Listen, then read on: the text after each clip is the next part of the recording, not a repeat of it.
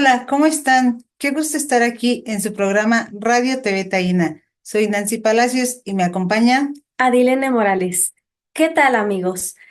Sé que están disfrutando de esta emisión nueva de Radio TV Taína, así que les recuerdo darle like y suscribirse. Amigos y amigas, nuestra primera ponente es María Fernanda Barreto.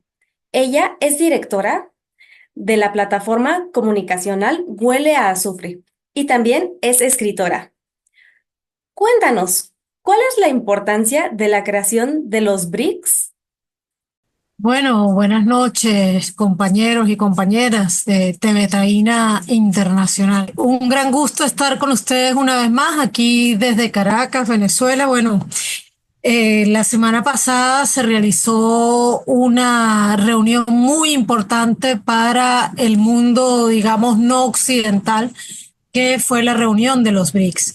Esta reunión de los BRICS se fortaleció esta organización que viene convirtiéndose en una alternativa real a ese mundo occidental capitalista que ha consolidado el imperio más grande y fuerte de la historia, pero que se encuentra en decadencia ya desde hace sobre todo 2 décadas y que en este momento atraviesa una grave crisis que parece ser una crisis terminal, y en esa crisis terminal el imperialismo centralizado, encabezado por los Estados Unidos, pero representado en general por los países del llamado norte global, están conduciendo al mundo entero a la guerra para defender su mundo unipolar, es decir, su gran imperio.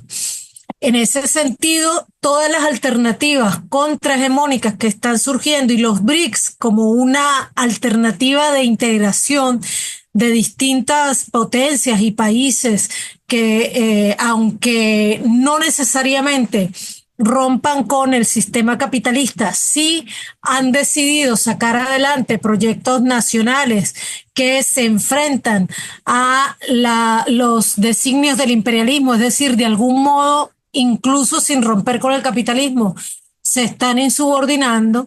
Pues esa gran reunión se ha llevado a cabo la semana pasada y las consecuencias de esa reunión comenzaron a sentirse de inmediato. Tan pronto comenzó la reunión, que además se realizó dentro del territorio ruso, que tuvo a Vladimir Putin, el tan odiado líder ruso para los Estados Unidos y Europa, pues se dejó ver como lo que es el líder político más importante de este tiempo, de talla mundial, recibiendo a los miembros de esta organización internacional, que son los BRICS, y a los países invitados, tanto quienes habían solicitado unirse a los BRICS como quienes simplemente iban en calidad de invitados e invitadas a esta reunión. Y desde que empezó esa reunión, pudimos ver muchos titulares en la gran prensa occidental, esa prensa hegemónica, esa gran maquinaria mediática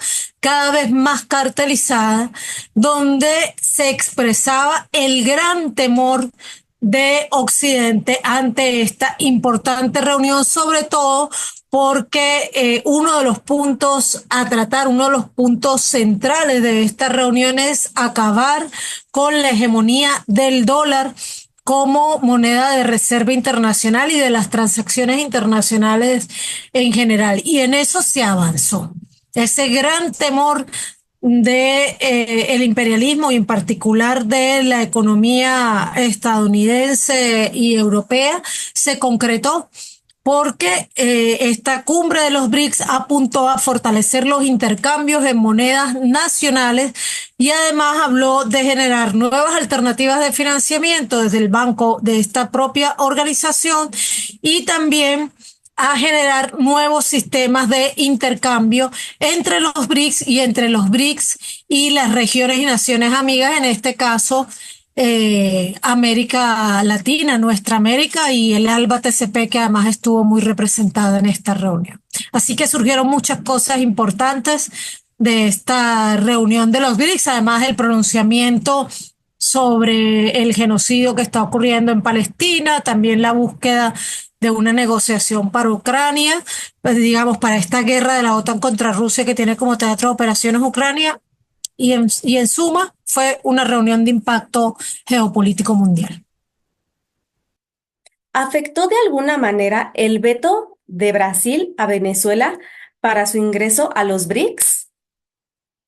Bueno, parte del pronunciamiento final de los BRICS también incluyó un pronunciamiento contra los bloqueos como arma de guerra. Eso, por supuesto, incluye el bloqueo a los países BRICS como Rusia y China, también Irán, que ahora también forma parte de los BRICS, pero eh, en el caso de nuestra América, por supuesto, incluye el brutal bloqueo contra Cuba y contra Venezuela. Y Venezuela jugó un papel muy importante en esta cumbre de los BRICS. El propio presidente Nicolás Maduro hizo presencia en Rusia para esta reunión. Tuvo muchas relaciones bilaterales, reuniones bilaterales que fueron muy importantes para Venezuela. Recibió el respaldo del presidente Vladimir Putin, del presidente Xi Jinping para la solicitud que ya ha hecho hace bastante tiempo Venezuela de incorporarse a los BRICS. Incluso recibió el respaldo de India y de Sudáfrica, pero tristemente recibió el veto, digamos, continuó el veto que había impuesto el gobierno de Bolsonaro a la incorporación de Venezuela a los BRICS, y el gobierno de Lula decidió continuar esa política. Eso es un golpe muy duro para la unidad de nuestra América, y por supuesto es un golpe muy duro para los propios BRICS, porque la entrada de Venezuela a los BRICS también iba a significar un gran aumento de la capacidad petrolera de esta organización, porque recordemos que Venezuela tiene las más grandes reservas petroleras probadas del mundo. Sin embargo, pues no nos sorprendió. No nos sorprendió para nada la actitud de Lula, de Luis Ignacio Lula da Silva, porque primero ya sabíamos que este segundo periodo de Lula llegaba aún más presionado por las potencias occidentales que el gobierno anterior, y además presionado por la propia burguesía brasileña. Y porque además sabemos que Lula es un hombre siempre progresista, pero no un revolucionario, es decir, un hombre tibio, al que vimos además hace pocos meses muy indignamente genuflexo ante la visita de un Macron soberbio que pocos días antes de viajar a Brasil se había atrevido, incluso con una soberbia irracional, a amenazar a Rusia con agredirla militarmente, una amenaza que realmente llega a dar risa por una simple comparación de lo que puede ser el poderío de Francia comparado con el poderío de Rusia, y más aún si comparamos el pequeñísimo territorio que representa Francia y el gigantesco territorio que representa Rusia. Pero entonces vimos un Lula que llevó de la mano literalmente a Macron a pasear por nuestro territorio amazónico. Y esas fotos, esas imágenes que corrieron por las redes, que además han dado origen a muchos memes, nos dibujaron a un Lula que ya más que mediado, más que presionado, se convirtió en un cuadro de la OTAN, un cuadro más de la OTAN en nuestra región. Y eso pues es lo que a nuestro juicio implica, digamos, repercute en ese cambio de actitud que había tenido hace unos meses Lula da Silva, pidiendo la incorporación de Venezuela a los BRICS, es decir, hasta hace unos meses acompañaba esa solicitud y de pronto ahora decidió vetar el ingreso. Por lo tanto, Venezuela no ingresó en esta ocasión a los BRICS por ahora, como dice la declaración de la Cancillería venezolana. Pero el participar ahí en esta reunión, la gran cantidad de reuniones bilaterales, el apoyo manifiesto de las principales potencias que estuvieron allí, entre ellas las reuniones que tuvo el presidente Maduro con el presidente de Rusia, de China, de Irán, de Bielorrusia, ya en sí arrojaron muchas posibilidades para Venezuela y sobre todo le demuestran a esa ultraderecha venezolana, nuestroamericana y también a la estadounidense, que es un mito que ellos han tratado de difundir muy alejado de la realidad, el hecho de que Venezuela está aislada, porque Venezuela tiene muchos amigos y amigas en el mundo y creemos que esta participación tan activa del presidente Maduro en esta reunión de los BRICS no solamente allana el camino para la próxima incorporación, sino que abrió nuevas posibilidades económicas para que Venezuela, aún sin ser miembro de los BRICS, también comience a formar parte de la economía BRICS en nuestra América, es decir, a ser parte de esa economía contrahegemónica que está cada vez más fuerte en el mundo. Agradezco a María Fernanda Barreto. A continuación, tenemos una nota presentada por Elda Carreño sobre el fallecimiento del dirigente social Germán Hurtado. Una pequeña semblanza de nuestro compañero y amigo de Radio TV Taína, que perdió la batalla de la vida hace algunos días. Buen camino a Germán Hurtado.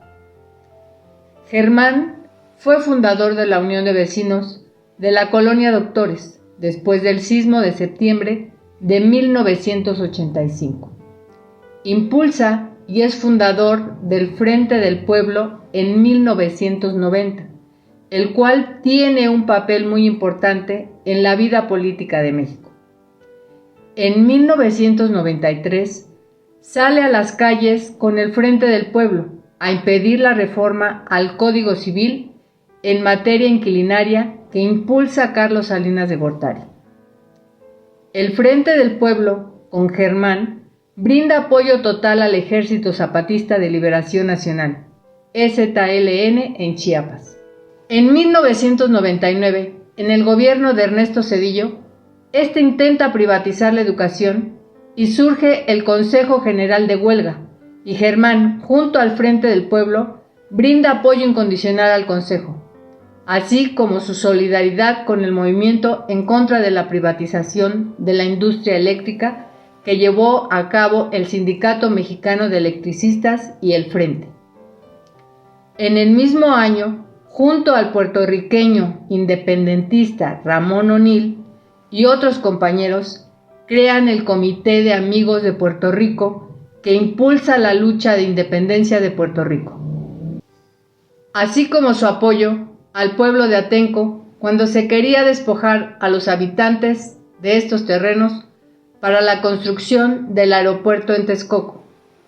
Y no olvidamos su exigencia de Germán Hurtado por la aparición de los 43 desaparecidos de Ayotzinapa y señalar su intervención en la Asamblea General de la Organización de las Naciones Unidas, ONU, para solicitar un asiento para el Estado Nacional y Soberano de Borinquen.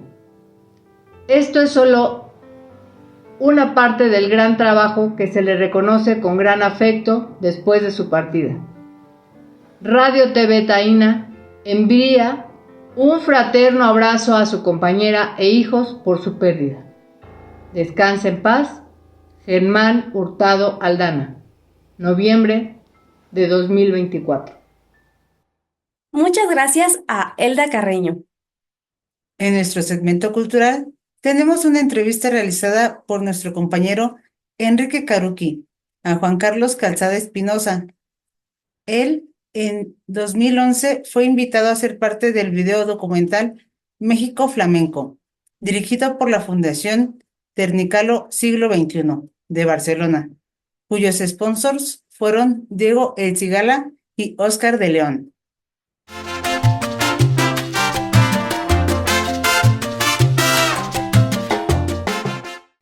¿Qué tal, amigos de Radio TV Taína que nos acompañan en esta ocasión aquí con un gran amigo, Juan Carlos Calzada? Ya él nos dirá quién es Juan Carlos, pero antes de iniciar la conversación aquí con Juan, quisiera agradecer a los amigos que han enviado por ahí saludos y han sugerido alguna gente para las entrevistas. Estaremos tratando de cumplir algunas de esas promesas con ellos. Entonces, para continuar, vamos a pedirle a Juan Carlos que se presente, que nos diga quién es Juan Carlos Calzada, ¿no? Yo podría hablar de Juan y me extendería demasiado, pero le pedimos a Juan que nos simplifique muy rápidamente quién es Juan Carlos Calzada. Bueno, antes que nada, muchas gracias, mucho gusto. Muy buenas noches aquí en la Ciudad de México. Muy buenos días, algún día nos van a ver.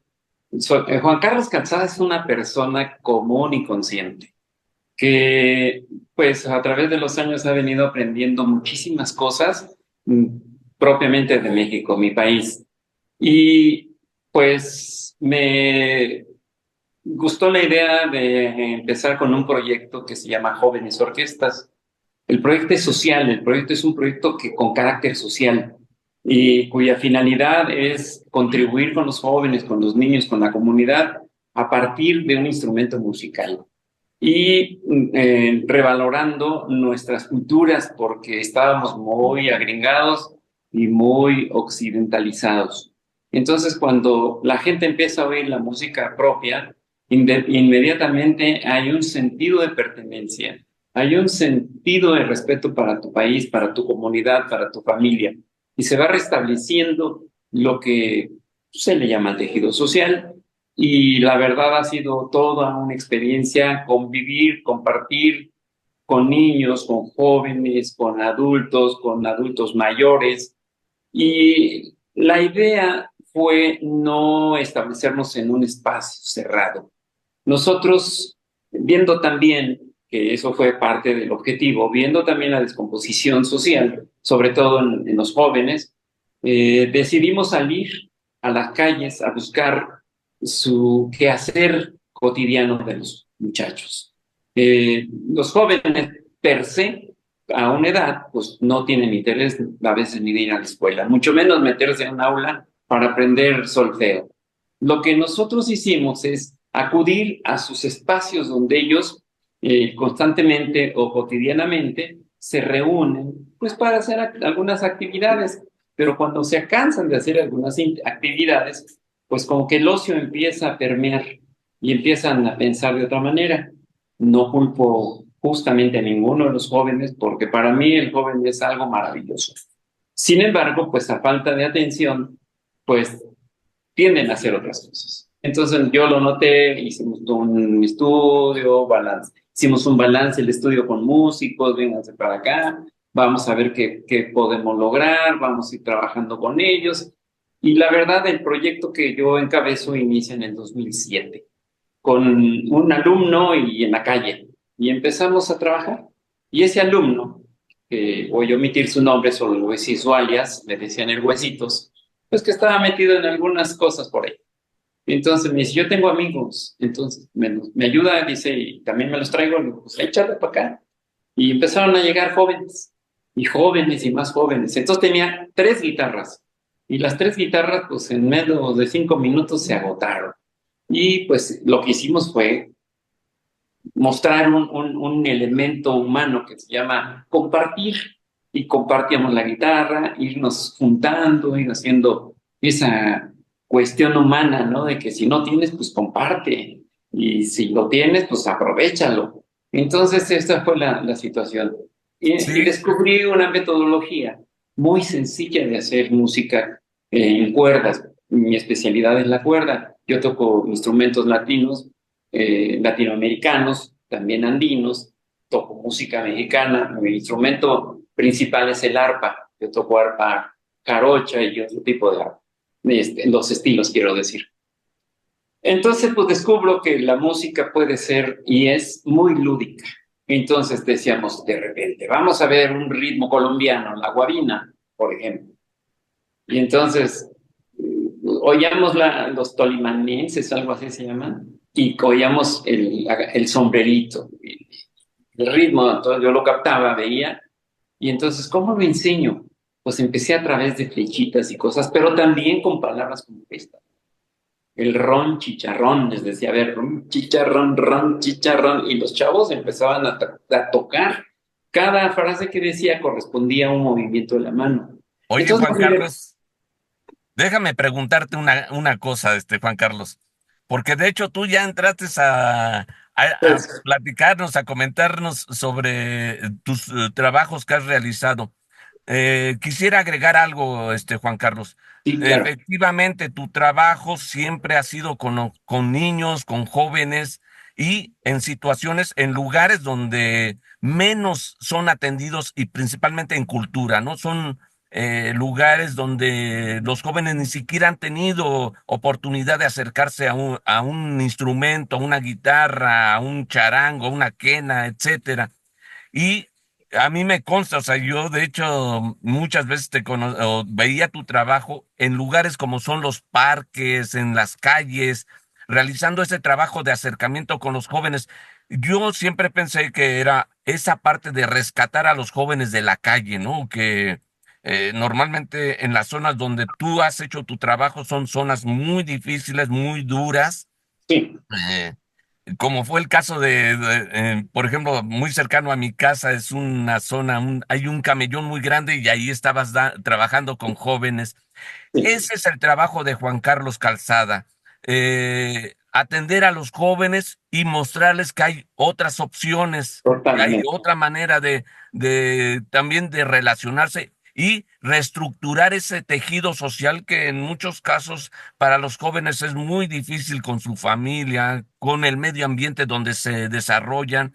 Y como bien lo señalabas, no hay eh, que es difícil acercarse a los jóvenes porque además la situación en la que viven es muy precaria.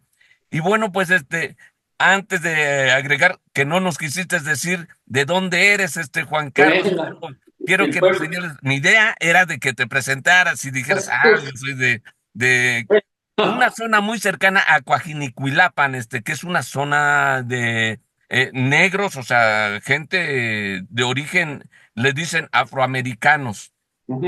Bueno, la familia, todos nosotros somos de un pueblo que se llama Tlaxiaco. Es un pueblo en la Mixteca Alta, En Oaxaca, es en Oaxaca, Oaxaca. un estado de acá de En México. Oaxaca. Sí, Para los entonces, amigos que son de otros países que tengan referencia que estamos aquí, estamos hablando de Oaxaca, en un estado de México. bueno, y la formación, como comentaba, pues viene de familia, ¿no? Mi abuelo y mi bisabuelo fueron músicos que dirigían orquestas y bandas en nuestro pueblo. Y pues así es como nosotros fuimos aprendiendo, digo nosotros porque es la familia, mis hermanos y todos los tocamos. Y bueno, finalmente también estamos considerados como afromixtecos, porque ahí hubo influencia negra pues, de esta gente que vino posada, ¿no? Trayendo los ibéricos a nuestro continente. Sí, Y bueno, pues eso también nos da una oportunidad de contribuir justamente con pues, la no disgregación, la exclusión, eso no lo practicamos jamás, lo vamos a practicar, sino al contrario, tenerlos como parte de un desarrollo social y humano. Entonces, pues sí, de ahí venimos. Yo no estudié música, claro que, y yo lo aprendí todo de manera empírica que muchas veces hemos discutido que esa es una escuela y es una escuela con fundamentos, ¿no? Porque es una educación transmitida de abuelos, padres, hijos y lo que sigue. así Entonces, es. es una escuela muy valiosa.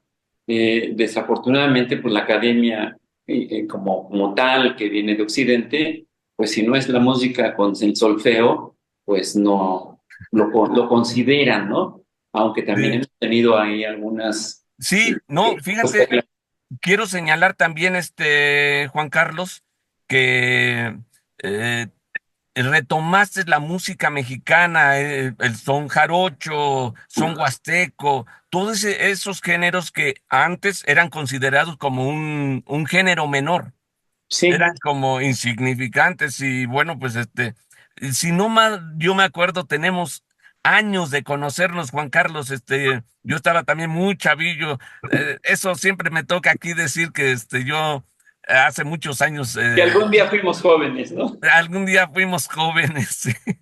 Pero bueno, pues los años se nos vienen también encima. Pero ¿qué te parece, Juan Carlos, si antes de continuar escuchamos un tema que lo interpretas precisamente con este proyecto que hablabas de jóvenes Orquestas.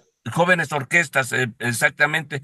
Escuchamos un tema que interpretas junto con ellos, Juan Carlos. ¿Te parece? Vamos a Me escucharlo parece. y regresamos, ¿sales? Adelante, gracias. Ya estás.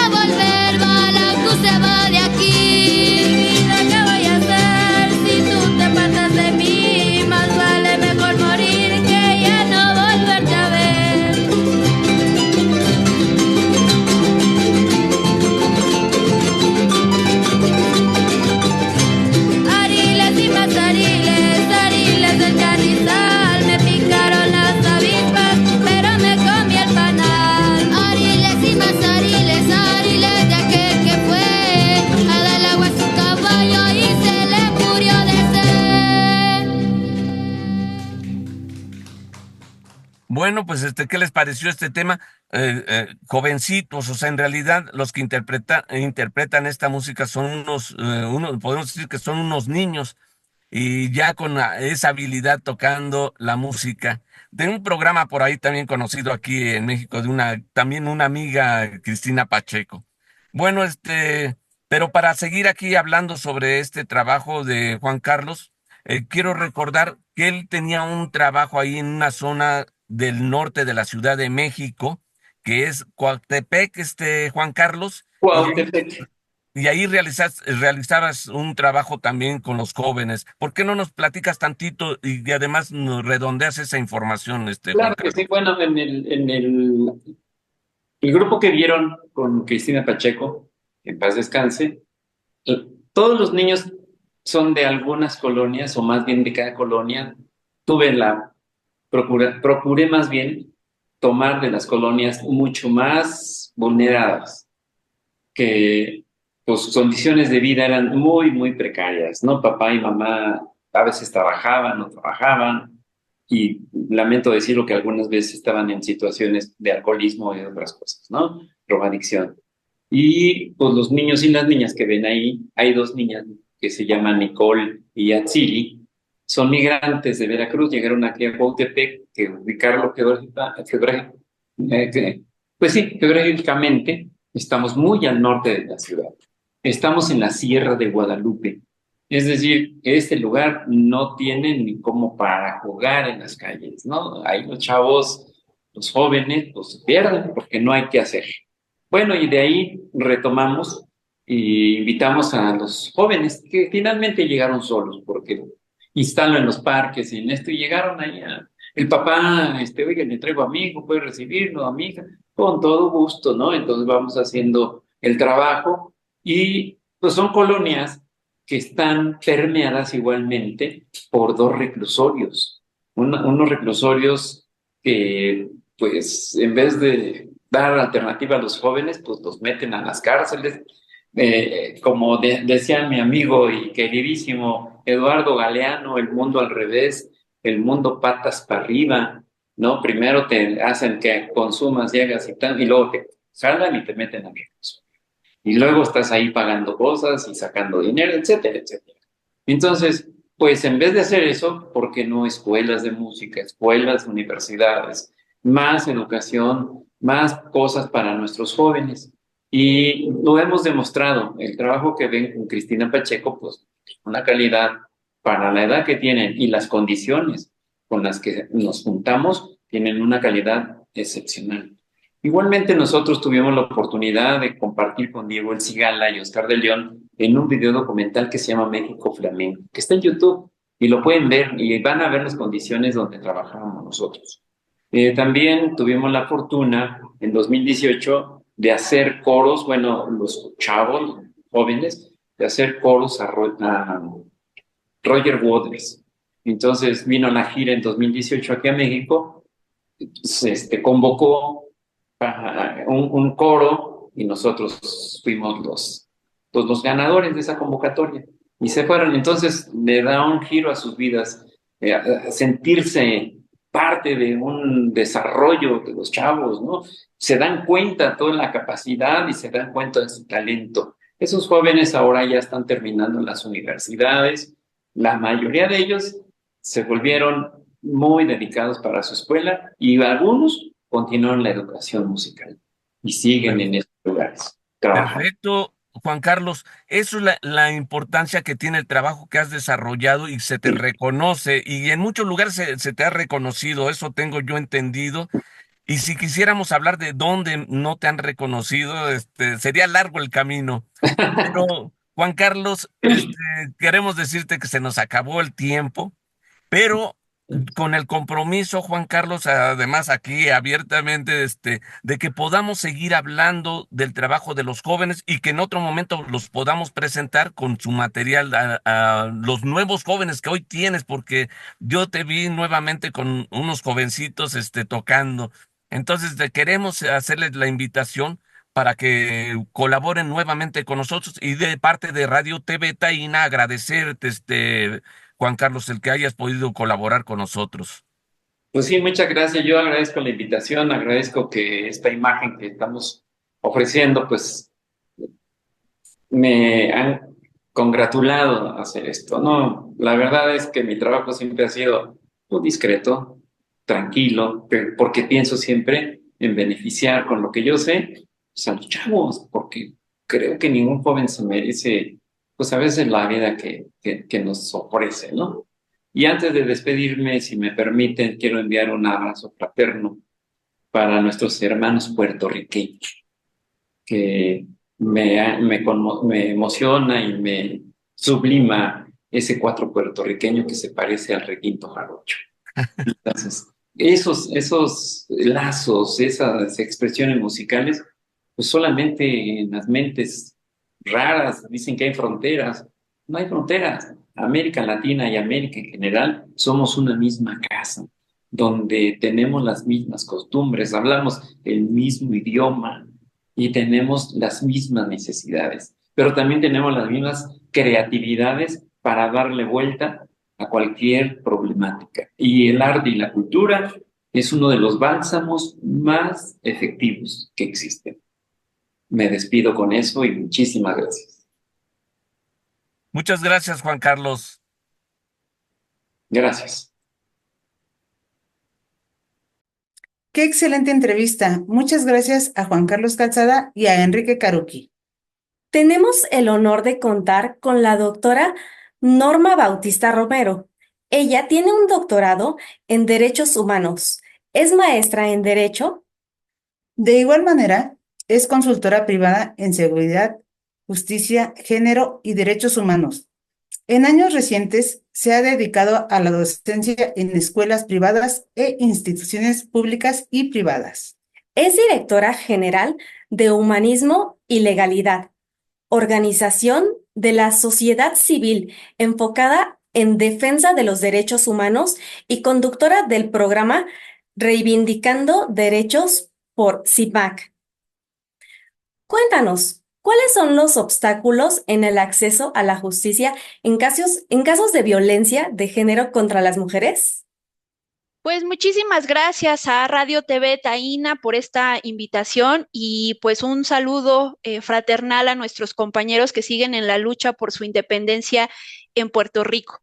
Respondiendo a la pregunta que me han hecho, pues sí me gustaría aclarar que cuando hablamos de acceso a la justicia, hablamos de un derecho llave. ¿Qué es un derecho llave? Este derecho que nos permite acceder a muchos otros más.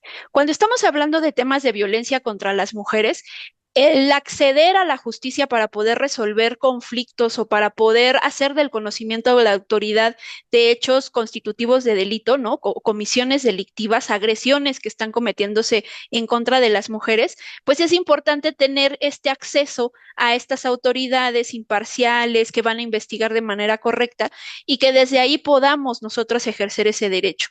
Pero también podemos encontrar que hay diferentes obstáculos. Yo quisiera englobarlos en 5 puntos. Hablamos primero, en un primer término, diríamos que en términos generales sí les podría decir que se violenta mucho el derecho a la información respecto a derechos y también respecto a procedimientos. Es muy común que a las víctimas no se les informe ni qué va a pasar durante la investigación que se va a hacer y qué puede suceder con los peritajes, qué puede suceder con las pruebas que se van a ofrecer. Y cuando no se garantiza ese derecho, ellas no pueden tomar decisiones. Otro también de los obstáculos que yo podría identificar es que no se aplica o se aplica de manera inadecuada la perspectiva de género.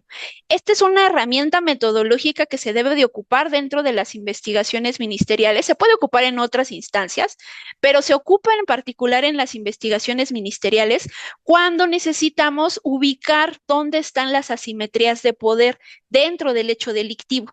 Cómo el ejercicio de la violencia es a partir de un estereotipo, de un prejuicio, de una situación cultural en donde marca que los hombres son superiores y las mujeres son inferiores. Eso es un lente muy fino que de pronto las autoridades tienen que aplicar dentro de una investigación de esta naturaleza y en ocasiones no ocurre. Otro de los obstáculos, y esto nos ha ocurrido mucho, al menos en la defensa que nosotras hacemos a través de mi organización aquí en México, es que las autoridades no conocen los estándares internacionales. Tenemos diferentes ordenamientos jurídicos, tenemos diferentes protocolos y demás, pero a veces cuando uno va con una autoridad no los conoce, no saben de qué estamos hablando. Y entonces se quedan con esta idea central de, bueno, A mató a B. Sí, pero dentro de ese contexto hay muchas otras cuestiones que tenemos que tomar en consideración y que lo mandatan los estándares internacionales. Es una obligación. Y también, si bien es cierto, ¿no? Con esto que le estoy platicando, hay diversas protecciones legales, hay diferentes ordenamientos jurídicos, no necesariamente quiere decir que sean efectivos. Los tenemos ahí, pero sí tenemos que ocupar las herramientas jurídicas, necesitamos una verdadera capacitación de los servidores públicos para que de alguna manera todas esas leyes, todos esos procedimientos, las víctimas los puedan hacer valer. Porque de nada sirve que los tengamos ahí y que de pronto hablemos de una medida de protección, estemos diciendo que se le van a estar dando rondines a la víctima, porque así lo mandata la ley, y el policía vaya cada 3, 4 días. En ese periodo, nuestra víctima pudo haber sufrido una agresión. Y también otro de los elementos que sería el último para contestar esta pregunta sería el tema de considerar la participación de la víctima. En ocasiones consideramos que es un ente que o forma parte de la investigación, pero no la vemos como un sujeto procesal, es decir, como alguien que pueda hacer valer sus derechos y que pueda presentar un escrito, que pueda pedir una prueba. Y si no hacemos eso en muchas ocasiones, pues vamos a vulnerar no solamente los derechos, sino vamos a afectar que esa investigación se siga con perspectiva de género. A grandes rasgos, esto es lo que podría yo identificar como estos obstáculos que afectan a muchas mujeres en nuestro país. ¿Cuáles son los retos de América Latina para incorporar la perspectiva de género en el qué hacer del Estado? Bueno, me parece que esta pregunta es también de un enfoque bastante relevante. Aquí, ¿qué podría yo decir? En un primer término, mencionaría que es importante considerar que las mujeres existimos y que somos sujetas de derecho y no objetos de derecho. ¿Eso qué quiere decir? Que cuando los vemos como sujeto de derecho, entonces esas personas pueden ejercer los mismos, pueden hacerlos valer, pueden ir a autoridades.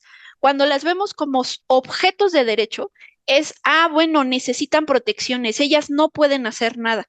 Tenemos que tener este abanico de protección y de alguna manera, pues generar las condiciones. Hay que cambiar el switch en relación a eso y empezar a hablar de que son personas que pueden ejercer derechos.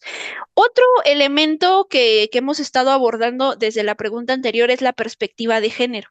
Esta cuestión que yo les decía que es un análisis metodológico de los casos, lo planteábamos desde el acceso a la justicia, pero eso no quiere decir que no trastoque todo lo que hace el Estado, desde políticas públicas, desde una cuestión, incluso de cuestiones como infraestructura, ¿no? Si sabemos que en una localidad han habido tal o cuales agresiones, ¿cómo mejoramos ese espacio público para iluminarlo, para de alguna manera generar espacios más seguros para las personas? Ahí se incorpora la perspectiva de género.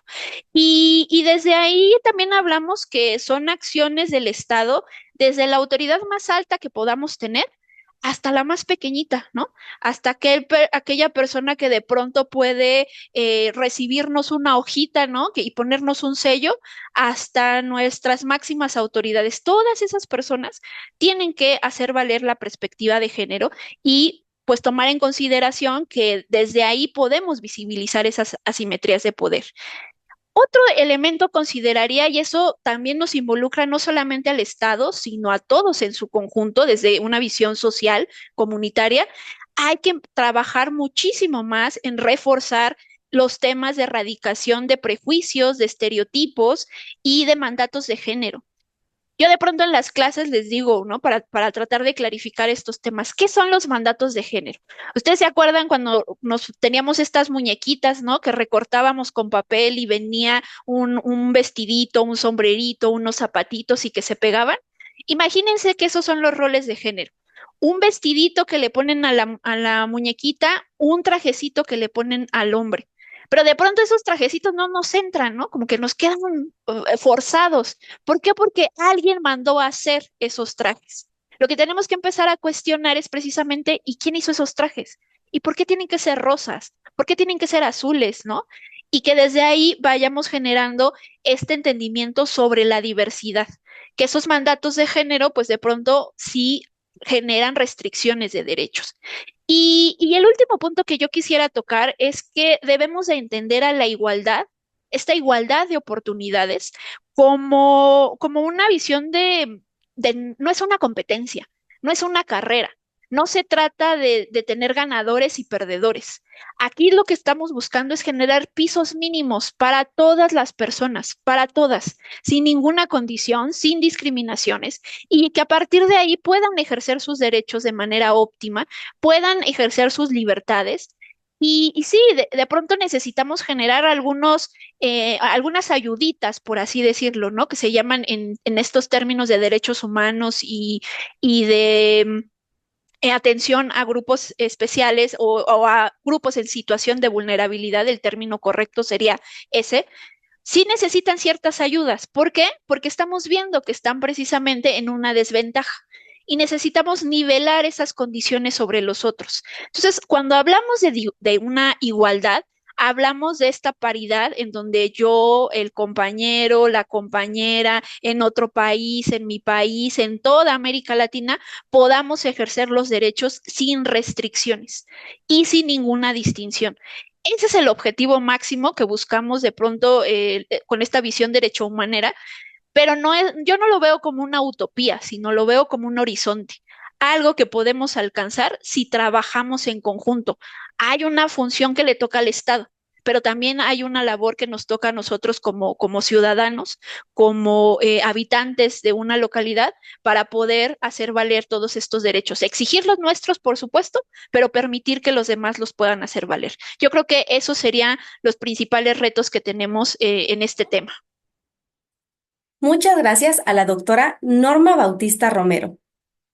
Nuestro último ponente es Francisco Torres. Él es artista gráfico, así como secretario general del Movimiento Nacionalista Revolucionario de Puerto Rico. Nos estará hablando sobre las elecciones en Puerto Rico.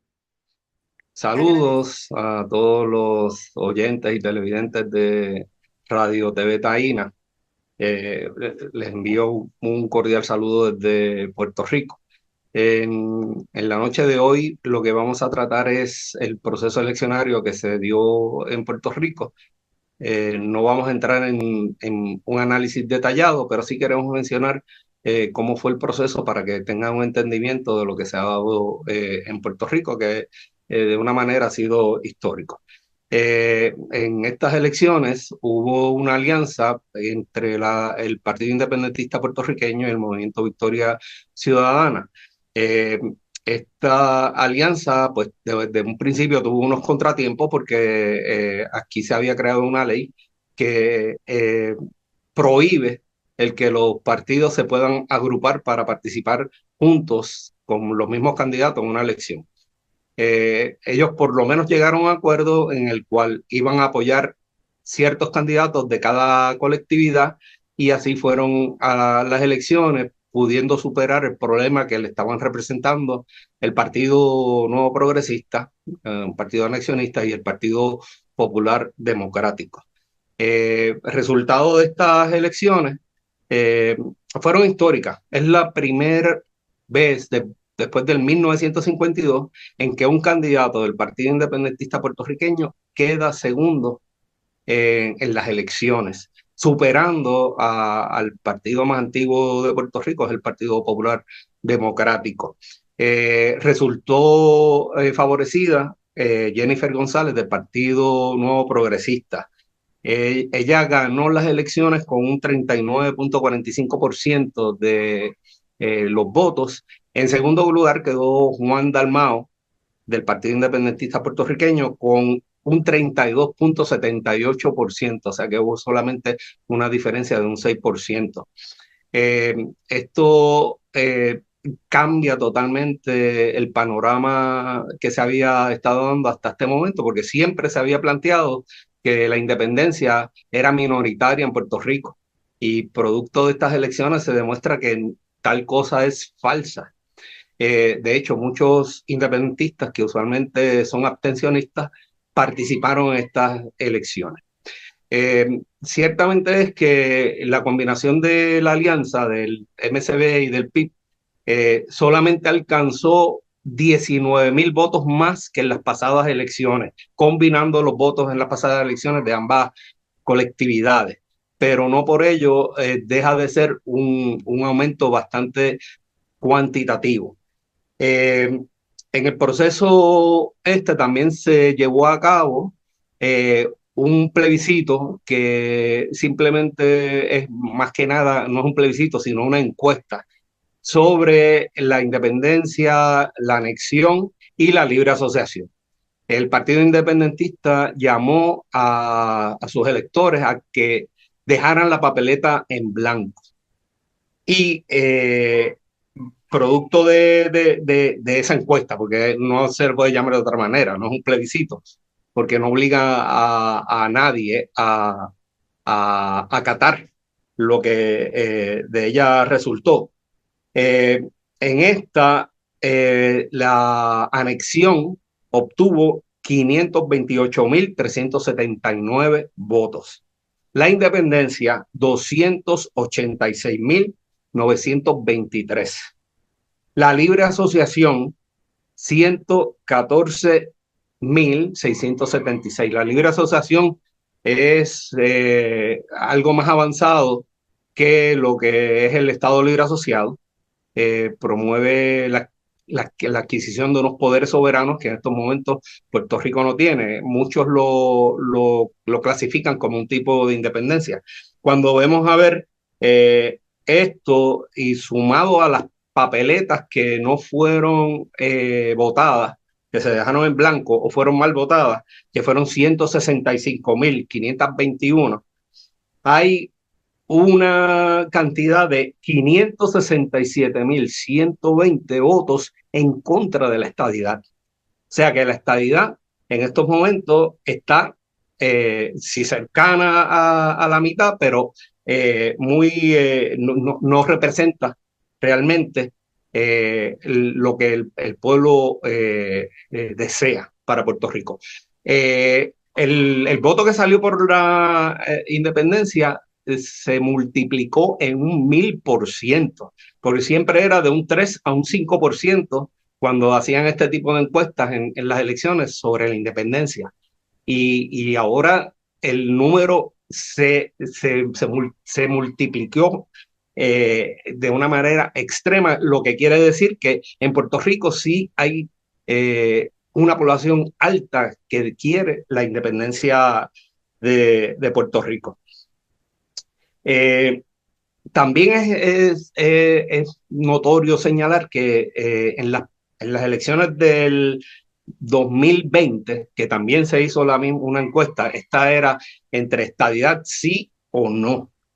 Los votos que se obtuvieron a favor de la estadidad fueron 623.053, lo que quiere decir que el favorecer la estadidad perdió 94.674 votos. O sea, que está empezando, ese deseo de anexión está empezando a caer dentro de la población. Y esos son los tipos de cosas que hemos estado viendo en estas elecciones.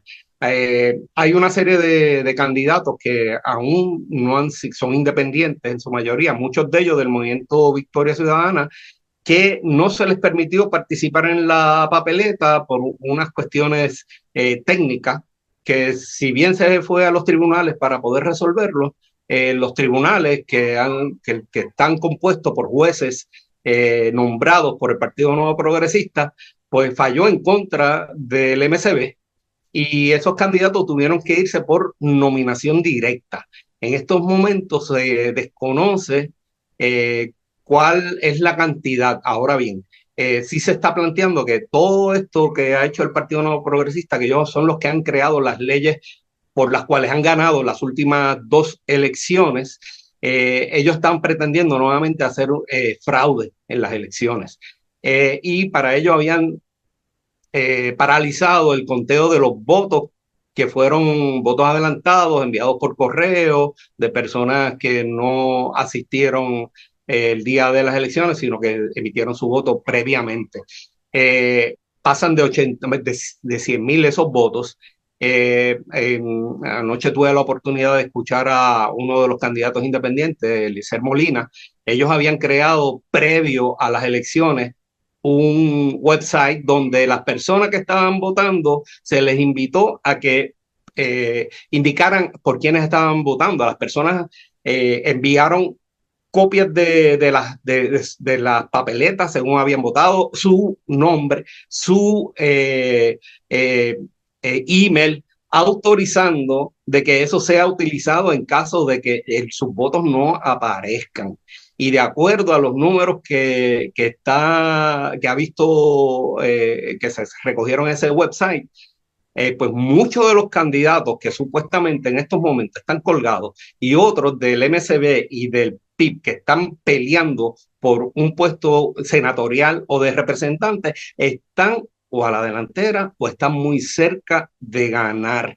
Y eso es lo que el Partido Nuevo Progresista estaba tratando de tapar. Inclusive, ellos lograron que viniera una orden del tribunal donde los únicos que estuvieran presentes para el conteo de esos votos fueran miembros del Partido Nuevo Progresista, dejando a un lado al Partido Popular Democrático, al Partido Independentista y al Movimiento Victoria Ciudadana. O sea que esos son unos elementos muy claros donde ellos han tratado de ganarse las elecciones a como de lugar.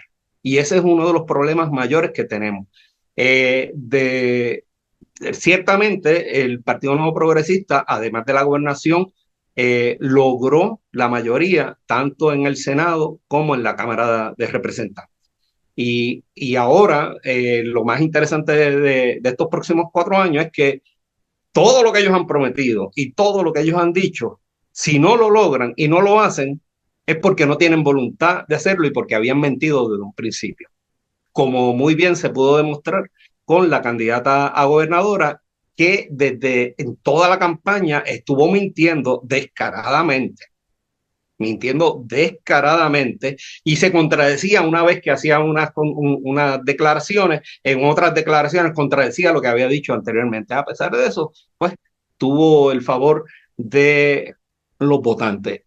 Nosotros entendemos que uno de los elementos que contribuyó a que el Partido Nuevo Progresista ganara es que el Partido Dignidad, que está en su mayoría compuesto por religiosos evangélicos y hay muchos pastores, ellos decidieron, ante una campaña de miedo, darle su voto en vez de al Partido Dignidad a el Partido Nuevo Progresista, entendiendo que tenían más posibilidades de ganar el Partido Nuevo Progresista que el Partido Dignidad.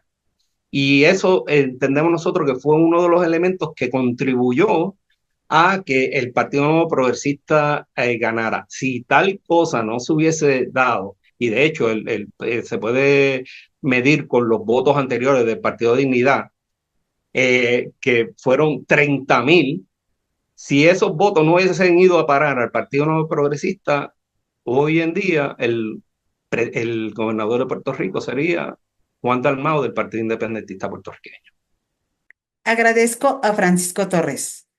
Amigos, por favor, coméntenos qué temas son los que les gustaría más para que así podamos abordarlos poco a poco.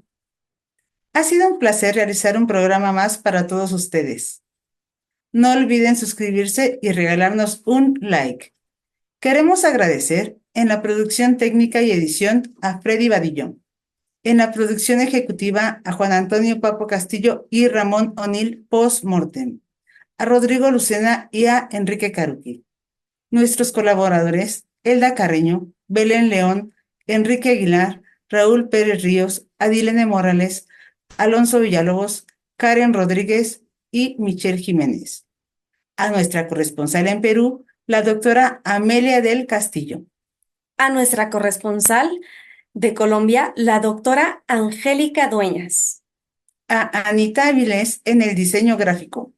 Amigos, no olviden visitarnos en nuestras redes sociales, suscribirse y regalarnos un like. Radio TV Taína.